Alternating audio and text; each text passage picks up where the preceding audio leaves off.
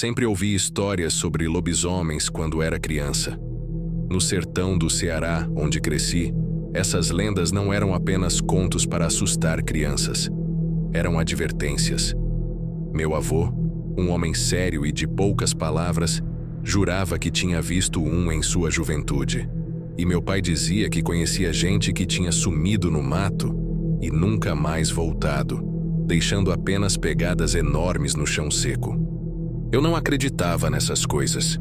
Pelo menos não até a noite em que vi com meus próprios olhos e soube que aquilo que nos contavam era real.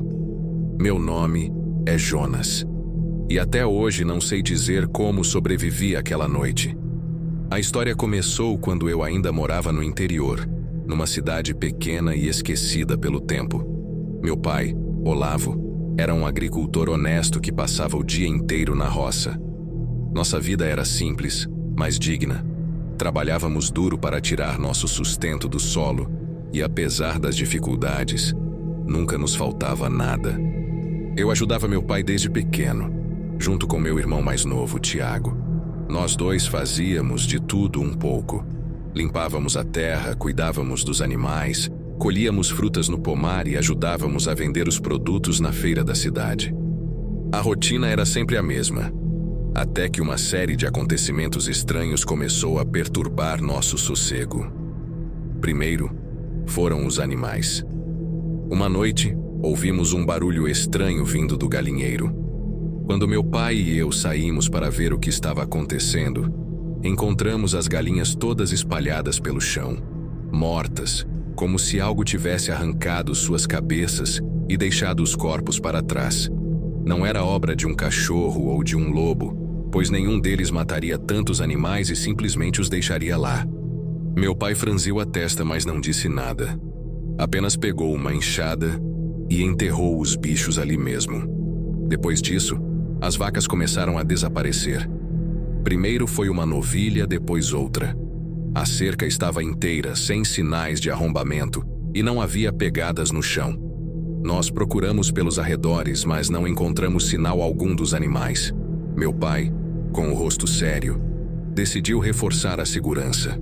Comprou mais lanternas e passou a patrulhar a propriedade toda noite com uma espingarda velha que herdou do meu avô. Certa noite, quando eu já estava deitado, ouvi um barulho do lado de fora. Era um som diferente de tudo que eu já tinha escutado antes. Não era latido, nem uivo. Era um som gutural, um rosnado baixo que fazia meu sangue gelar. Me levantei da cama devagar e fui até a janela. A lua cheia iluminava o quintal, e eu podia ver meu pai lá fora, segurando a espingarda e olhando em direção ao curral. Aquele som terrível ecoou de novo, vindo do meio da mata.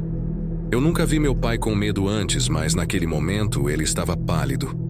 Ele ergueu a espingarda e apontou para a escuridão, esperando alguma coisa aparecer. O tempo parecia ter parado. Foi então que os arbustos se mexeram e eu vi algo se aproximando. Os olhos. Era a primeira coisa que se destacava na escuridão. Eram grandes, brilhantes e de um vermelho intenso. E estavam nos observando. Meu coração disparou. Meu pai, sem hesitar, disparou a espingarda. O barulho do tiro rasgou a noite, e a coisa se moveu com uma velocidade absurda, desaparecendo no meio da mata. O silêncio que veio depois foi ensurdecedor. Meu pai entrou em casa e trancou a porta. Ele estava suando, ofegante, mas não disse uma palavra. Eu também não consegui falar nada. Sabíamos que aquilo não era um animal qualquer. Não era um lobo, nem um jaguar. Era outra coisa. No dia seguinte, encontramos pegadas enormes perto do curral. Eram maiores que as de um homem e tinham um formato estranho, como se fossem de um cachorro, mas muito mais largas. Os moradores da região ficaram sabendo do ocorrido e vieram até nossa casa. Entre eles estava seu Raimundo, um velho que conhecia todas as lendas do sertão. "Isso não é coisa boa", ele disse, examinando as pegadas. "Tem uma coisa ruim rondando essas terras." Meu pai não disse nada, mas eu vi em seus olhos que ele sabia que aquilo era verdade. O velho Raimundo continuou: "Se tão vendo aquela gameleira ali, Ele apontou para uma árvore enorme no meio da nossa propriedade. Dizem que coisa ruim mora nela. Sempre que aparece uma criatura dessas, tem uma árvore dessa por perto. A gameleira ficava no centro da nossa terra, e desde pequeno eu tinha medo dela. Não sabia explicar o motivo, mas nunca me atrevia a chegar muito perto. Meu pai olhou para a árvore e disse: "Se for isso, nós damos um jeito." E foi assim que, naquela mesma noite, ele decidiu que a árvore precisava ser derrubada. Eu não queria me envolver, mas não podia deixar meu pai fazer isso sozinho. Pegamos machados e lanternas, e eu, ele e seu Raimundo seguimos até a gameleira. O ar estava pesado. O vento parou de soprar. O silêncio da noite era absoluto. O som ecoou na escuridão, e no mesmo instante, ouvimos um rosnado baixo vindo da mata. Meu pai ficou imóvel, o machado ainda erguido no ar. Eu senti meu coração disparar no peito. O rosnado ficou mais forte, reverberando na escuridão, e os olhos vermelhos se moveram, saindo da mata densa e se aproximando devagar. "Não se mexam", sussurrou seu Raimundo com a voz rouca e tensa. "Se correr é pior." A coisa avançou mais um pouco, e a luz da nossa lanterna finalmente revelou sua silhueta. Era alto, mais alto do que qualquer homem que já vi. O corpo era coberto por um pelo escuro, desgrenhado, e os músculos eram definidos, como se aquela criatura tivesse uma força descomunal. Mas o pior era o rosto. Parecia uma mistura entre um lobo e um homem, com um focinho alongado e dentes que brilhavam na luz, pontiagudos e letais. Meu pai deu um passo para trás, apertando o cabo do machado com força. Eu sentia que qualquer movimento brusco poderia ser o fim. "Isso é um maldito lobisomem", murmurou seu Raimundo. A criatura nos observava, como se estivesse nos estudando. Seus olhos faiscavam raiva, mas também algo mais: inteligência. Ela sabia que estávamos com medo, e gostava disso. Foi então que o lobisomem ergueu a cabeça e soltou um uivo ensurdecedor. O som foi tão forte que senti minha espinha congelar. O uivo ecoou pelo sertão, carregado pelo vento que de repente voltou a soprar com violência. Os galhos da gameleira balançaram, e foi como se a própria terra tremesse. "Corre!" gritou meu pai. Eu não precisei ouvir duas vezes. Me virei e disparei em direção à casa, com seu Raimundo e meu pai logo atrás. Podíamos ouvir os passos pesados da criatura nos perseguindo, o som das folhas e galhos sendo esmagados. Eu sabia que se olhasse para trás, veria aqueles olhos vermelhos se aproximando, e isso me apavorava ainda mais. Chegamos até a cerca da propriedade e pulamos sem hesitar. Meu pai tropeçou e caiu no chão seco, mas antes que eu pudesse ajudá-lo, ele gritou: Vai para dentro." Hesitei, mas a criatura já estava quase em cima dele. Com um impulso, meu pai rolou para o lado e conseguiu se levantar. Seu Raimundo, que tinha ficado para trás, ergueu um facão e o apontou para o monstro, como se aquilo fosse deter aquela coisa. O lobisomem rosnou e recuou um pouco, mas não fugiu. "Isso aqui não vai adiantar por muito tempo", seu Raimundo resmungou. Meu pai puxou meu braço e nós corremos para dentro de casa. Fechamos a porta de madeira maciça com um estrondo. Minha mãe e meu irmão estavam acordados, assustados com o barulho. "O que foi isso?" Tiago perguntou tremendo. "Se tranca no quarto com sua mãe. Agora", meu pai ordenou. Sem questionar, eles correram e fecharam a porta. Eu e ele ficamos na sala, encostados na porta de entrada, segurando uma espingarda velha e um facão. O silêncio lá fora era aterrorizante, mas sabíamos que a coisa ainda estava ali. Passaram-se alguns minutos, talvez horas, e então ouvimos passos pesados no alpendre. Algo enorme se movia lá fora, arranhando as paredes da casa com unhas afiadas. Um cheiro forte de carne e sangue invadiu o ar. Meu estômago embrulhou.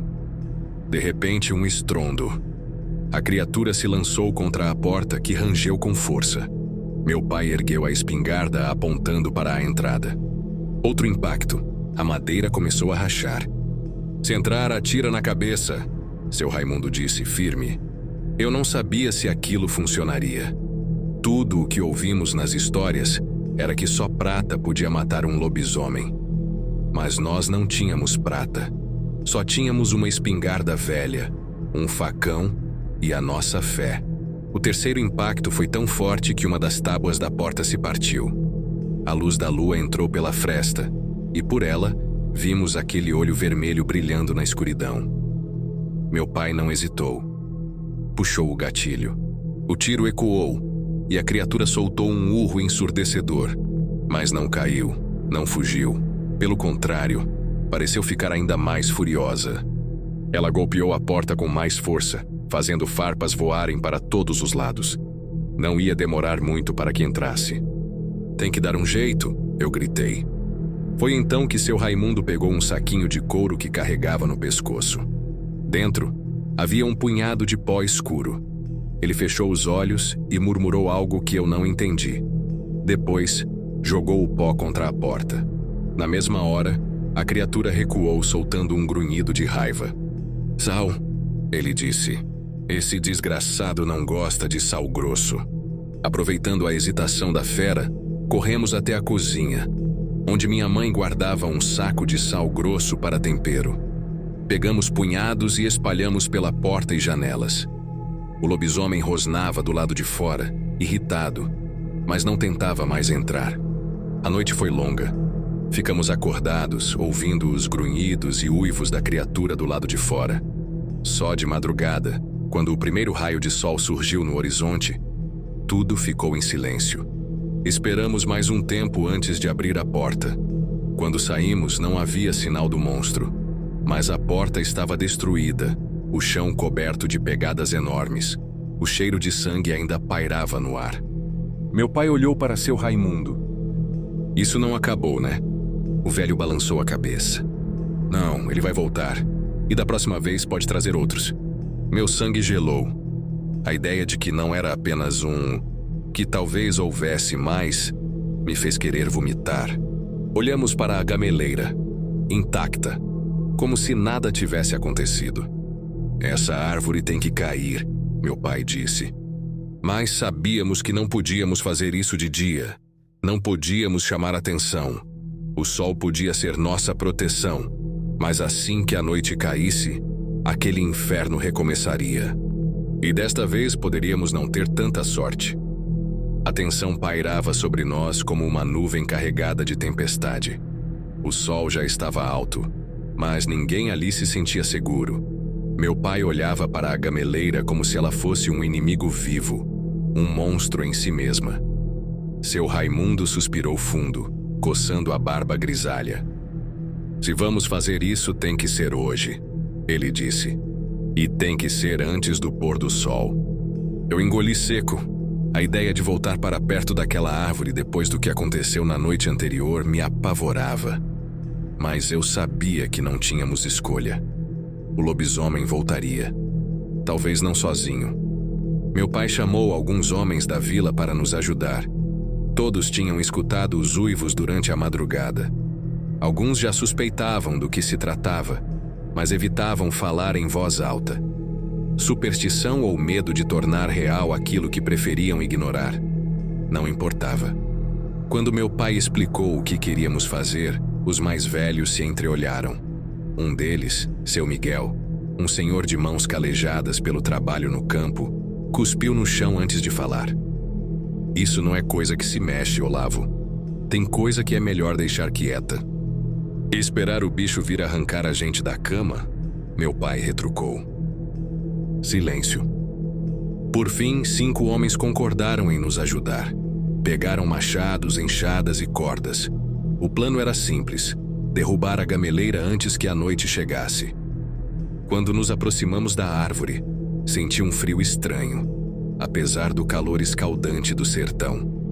O vento, que antes soprava sem pressa, estava parado. Não havia o som dos passarinhos, nem o farfalhar das folhas. O primeiro golpe do machado de meu pai contra o tronco soou como um trovão abafado. Eu senti um arrepio na espinha. Os outros homens começaram a golpear também, enquanto seu Raimundo murmurava algumas palavras baixas que eu não entendia. O trabalho avançava, mas o tempo parecia não passar.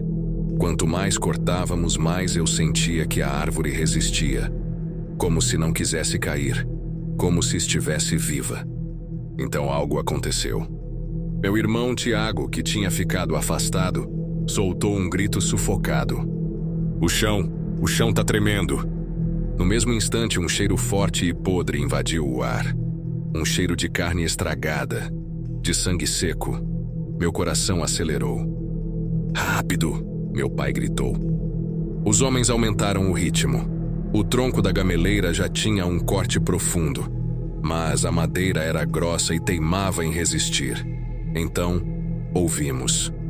O rosnado vinha da mata, mas não de um só lugar. Eles estavam vindo. Primeiro vimos os olhos, vermelhos, brilhantes, cortando a escuridão da floresta como brasas vivas. Depois, as sombras começaram a se mover. Não era apenas um lobisomem. Eram 3, talvez 4, talvez mais. O pavor nos tomou. Os homens recuaram, mas meu pai segurou firme o machado. Seu Raimundo rasgou um saco de sal grosso e jogou no chão ao nosso redor. Não parem! Ele gritou. Eu não conseguia me mexer. As criaturas se aproximavam devagar, rosnando, testando nossa coragem. Eram enormes, os corpos cobertos de pelos sujos, as bocas cheias de presas afiadas. Um deles se adiantou. Seu focinho se torceu em algo que parecia um sorriso, como se estivesse se divertindo com nosso terror. Então tudo aconteceu rápido demais. O lobisomem saltou. Meu pai girou o machado com força e acertou a criatura no peito. O bicho uivou e caiu de lado, mas se levantou quase no mesmo instante. Seu Raimundo puxou um punhal prateado de dentro do casaco e o ergueu. Prata! Ele gritou. É a única coisa que pode matar esses demônios. Um dos homens, tomado pelo pânico, largou o machado e correu. Nem deu tempo de gritar. A sombra de um lobisomem caiu sobre ele, e o barulho de ossos se partindo encheu o ar. Eu sabia que se hesitássemos estaríamos todos mortos. Então, fiz algo que nunca pensei que teria coragem. Peguei o machado que meu pai derrubou ao desviar de uma das feras e, gritando, desci a lâmina com toda a força contra a gameleira. A madeira estalou. Os lobisomens se agitaram. A árvore gemeu. Sim, gemeu, como se estivesse viva. Outro golpe, e mais outro. E então um estrondo. A gameleira tombou, levando consigo galhos e folhas em uma chuva de destroços. O impacto levantou poeira e fez o chão tremer. Os lobisomens uivaram de dor. Um deles caiu no chão, convulsionando, como se algo invisível o estivesse queimando por dentro. Outro recuou, os olhos arregalados de pavor. Foi então que aconteceu algo ainda mais estranho. Os corpos das criaturas começaram a se retorcer. Os rosnados se tornaram gritos humanos. Os pelos foram sumindo, as garras retraindo. E então diante de nós não havia mais monstros. Havia homens, nus, cobertos de sangue e ferimentos, se contorcendo no chão. Conhecíamos alguns deles. Eram moradores da região. Homens que haviam desaparecido há anos, dados como mortos. Seu Raimundo se ajoelhou ao lado de um deles. Eu sabia. Essa árvore era o mal em si. O que quer que estivesse nela prendia essas almas. Agora acabou. Meu pai olhou para os homens, atordoados, fracos, confusos. E eles? Se sobreviverem, serão só homens de novo. Se não... Seu Raimundo fez o sinal da cruz. Que Deus tenha piedade. A floresta ficou em silêncio. Não havia mais uivos, nem olhos brilhantes na escuridão. A maldição tinha sido quebrada. Depois daquela noite, nada mais foi como antes. Os lobisomens nunca mais voltaram, mas a vila nunca esqueceu. A gameleira nunca mais brotou. No lugar dela, nada crescia, como se o solo ali ainda carregasse um pouco da maldição. Os homens que voltaram à forma humana nunca falaram sobre o que viveram. Alguns fugiram dali, outros simplesmente sumiram. Quanto a nós, seguimos em frente. Mas toda vez que a lua cheia se ergue no céu, eu lembro. Lembro dos olhos vermelhos, do cheiro de sangue, do uivo que ecoava na noite.